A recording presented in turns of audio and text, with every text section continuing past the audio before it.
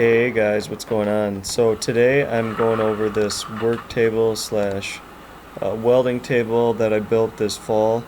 I'm just going to go over some of the details and kind of walk you through kind of my process of how I built it. So you can see here I've got square tubing. It's a 2-inch square, eighth wall thick tubing. I just bought it in 8 to 12 foot lengths and cut it down to what I needed.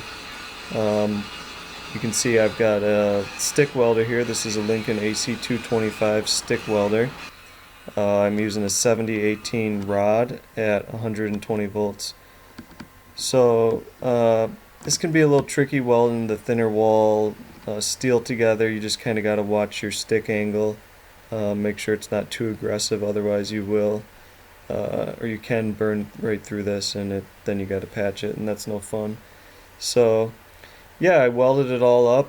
It's pretty time consuming and tedious, but it's turned out well, and I'm happy with it.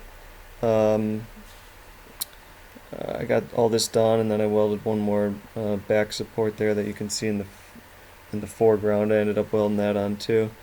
So yeah, I'm happy with how it turned out. I do have a video I'll link in the description to the completed project.